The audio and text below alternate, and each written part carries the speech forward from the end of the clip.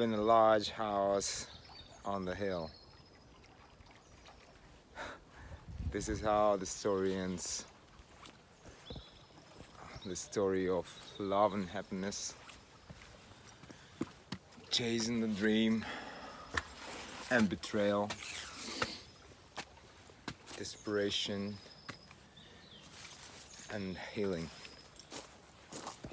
This is gonna be the part of my therapy, and I don't even know that if this story is going to be uploaded somewhere on YouTube. Maybe it's gonna turn on some kind of video blog or something, but I hope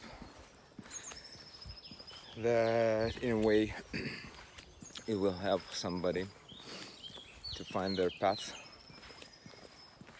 their way out of desperate situations, of painful experience and stuff. So yeah, let's get it started.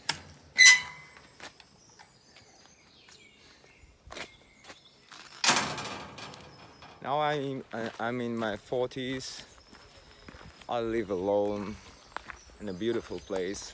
It's a park in Barcelona, in an ancient Catalonian house with a great view, a pool, barbecue, and wonderful people around. But I'm alone, kind of a single dad. All my kids are coming to visit me sometimes. But this is the end of the long story.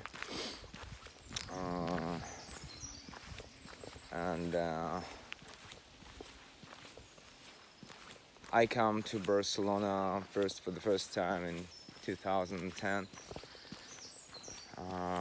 Kind of like a tourist visit to watch a football match and hang around and blah blah blah. And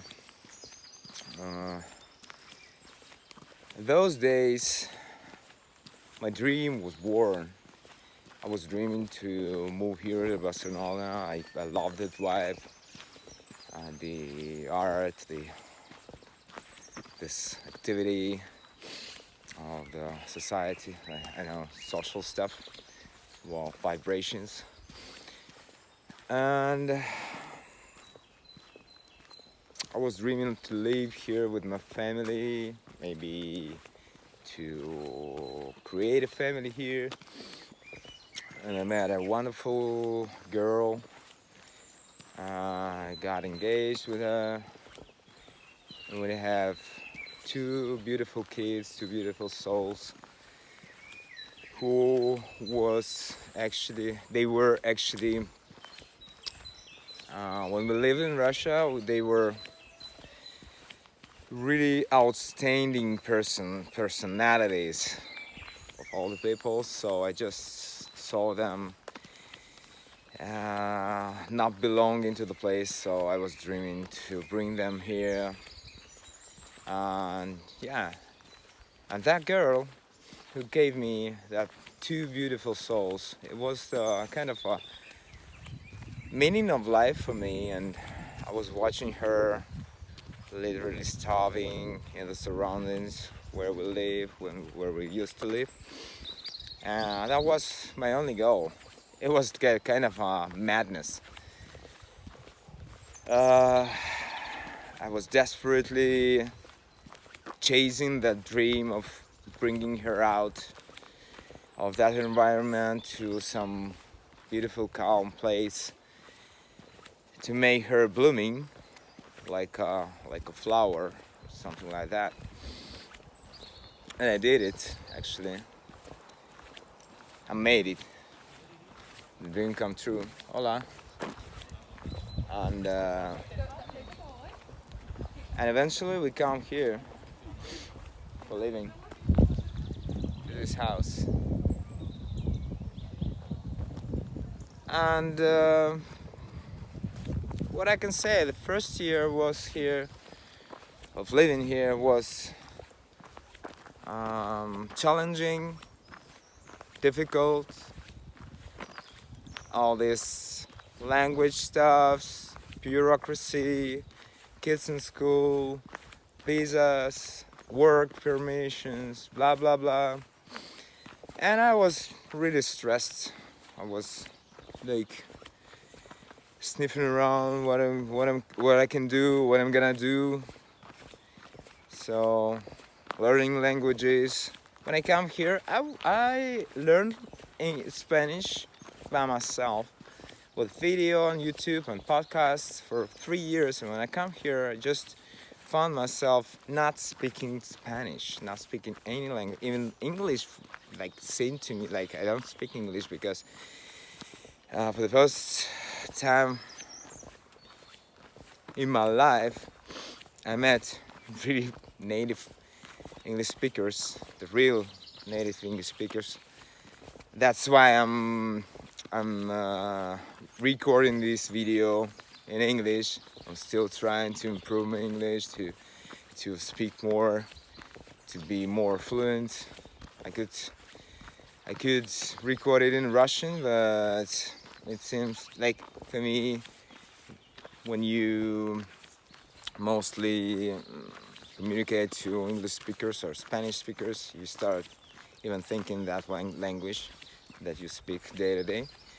So if I do some mistakes in my speech, I'm not a native speaker. This is just kind of a experiment, part of the therapy. I never thought about this seriously, actually.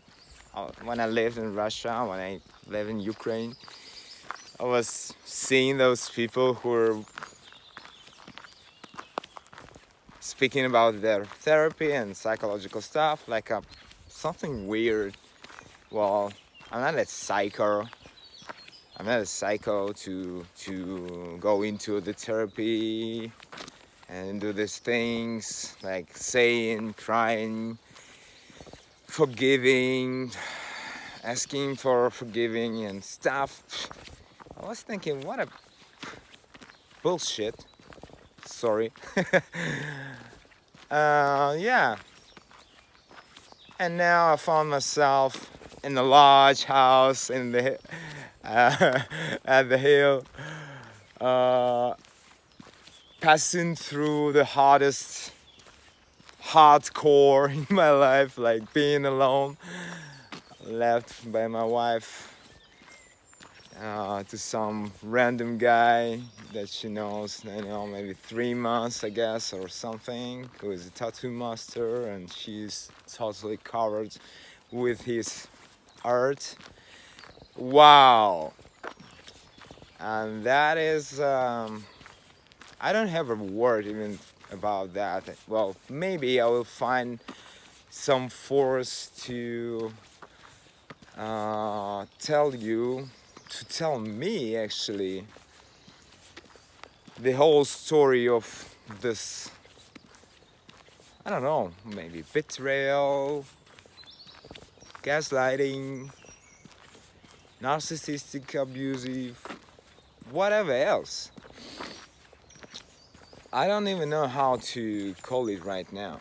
I mean, it's kind of, you're in the process, in the first stage, passing through the moments of accepting the reality, of accepting what was going on to you for a decade. And you're passing through the first stage. You're starting blaming yourself. You're thinking you are a narcissist, you are a gaslighter, you are a blah blah blah, a bad person, and you feel guilt. You really feel guilty for that, for everything that comes.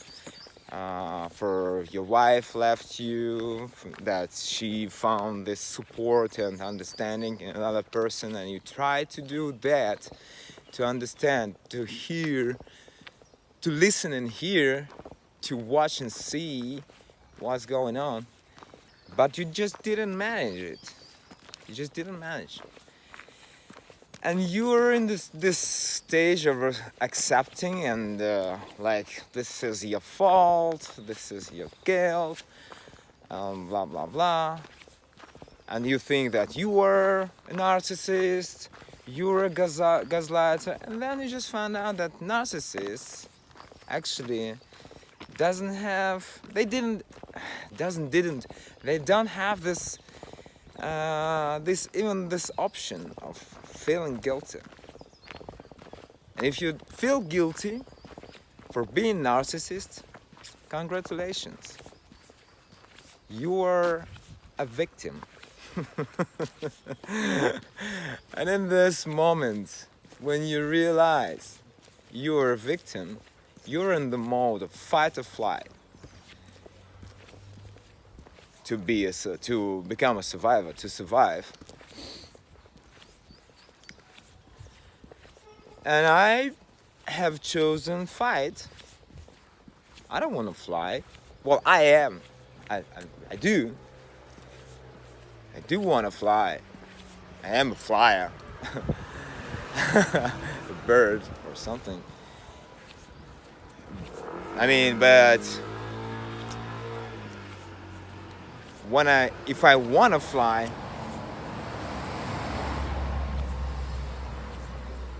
I want to fly not to get rid of the fight. I want to fly just because I want to fly. And if I need to fight, if I have to, I'm gonna fight. So, and I have chosen fight.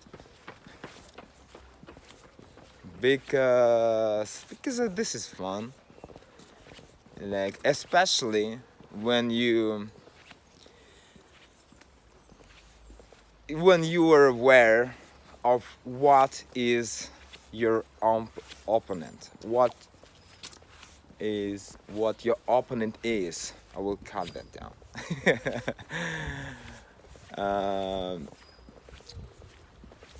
And when you are aware that, like, this is the thing that like in some battle or something, if you have a battle with I don't know, with troops, you are in a position of underdog if you don't know what is going on.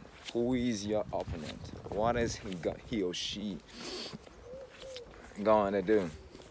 And that was a moment I found I was in the period of around 4 to 5 months that I didn't have a clue, no idea what was going on.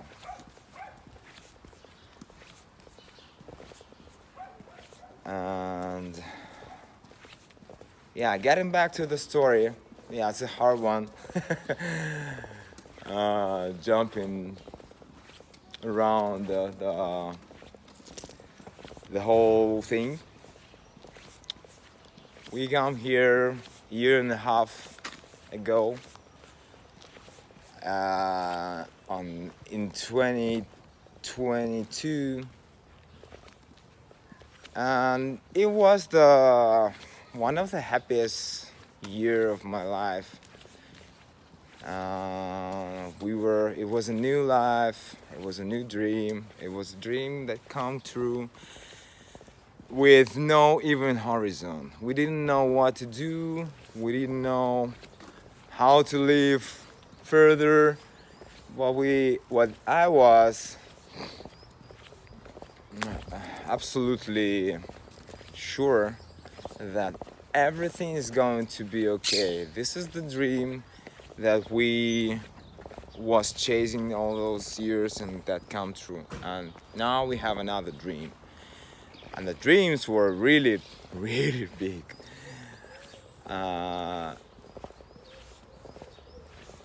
But if not a fear, this teeny tiny feeling of fear distracting you day to day and getting bigger and bigger.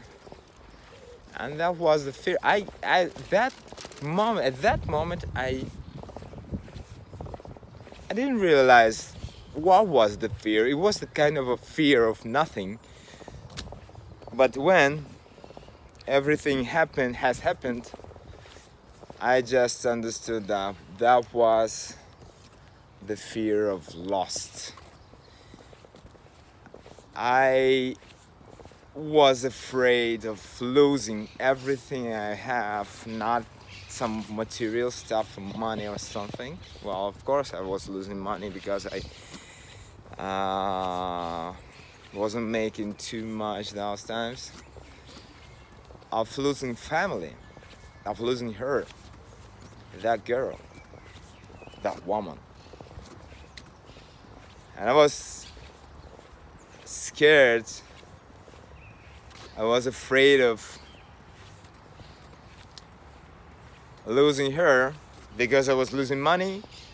I did understand that if I lose money, I won't have any option to support the family. I didn't want them to live in a tent. Well, I'm okay with living in a tent in the park. No problem, because I spent a bunch of time, like a huge part of my life, living in tent, surviving in the forest, hunting, doing some crazy stuff.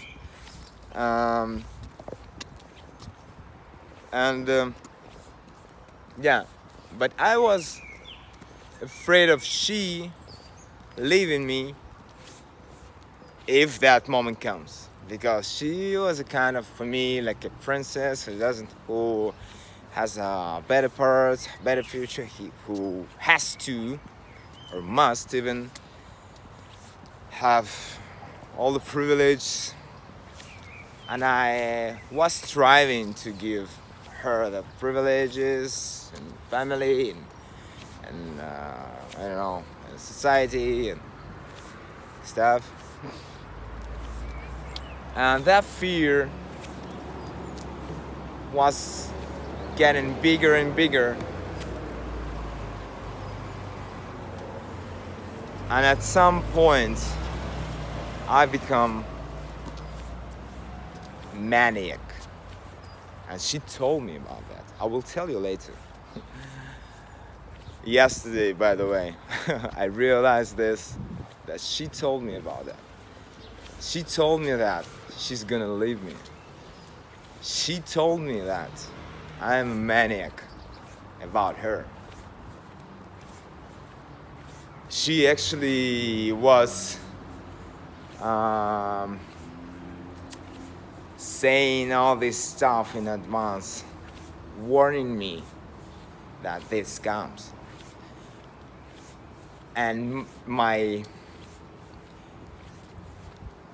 most important mistake was that I didn't see the real threat. I was thinking that she's joking, she's kind of kidding me. And that was so funny when your wife that you love so much, you can't even imagine she's going to disappear. I know. I was afraid of her dying. This is the only thing, that because I was thinking that, like, until the death will make us apart. And I was afraid. I was afraid of her dying when there was a COVID, when there was this journey. We were moving around the world, like through Armenia, Georgia, Greece, here to Spain, and then she was very ill, very sick. And I was hearing if she can breathe, because she was lying in bed for 2 or 3 days. And yeah, actually, she killed herself. Well, I mean, not literally, mentally. Because for now,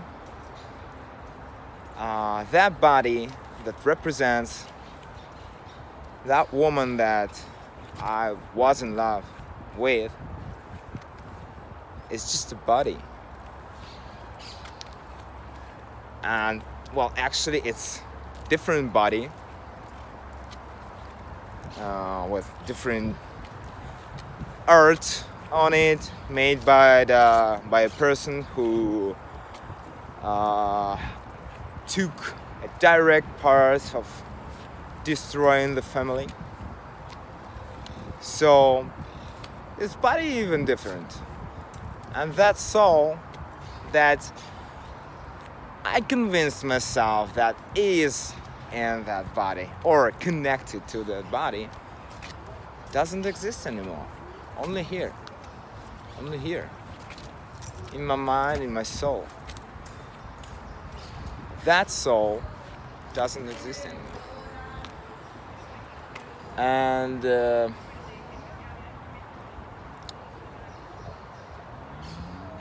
this is the way to live, to understand that the sense of your life is gone, and that probably it was a greatest mistake to make another person the sense of your life and not the life itself. Okay, so I'm going to rewatch this video to understand what come. I will actually upload this video, just a kind of a pilot series, and yeah, later we will discuss, I think, what was going on in Russia, what I was doing to reach my goals and to make dream come true. It took 4 jobs to do at a moment. It took 24/7 working. It took ripping yourself apart between family and job, and coming back home from job and playing Lego on the floor with the kids and sleeping down there. So yeah, that was funny. Maybe I will find some materials from that times, maybe photos and videos that is to refresh my mind, and maybe even upload down here in the channel. All right, that's it.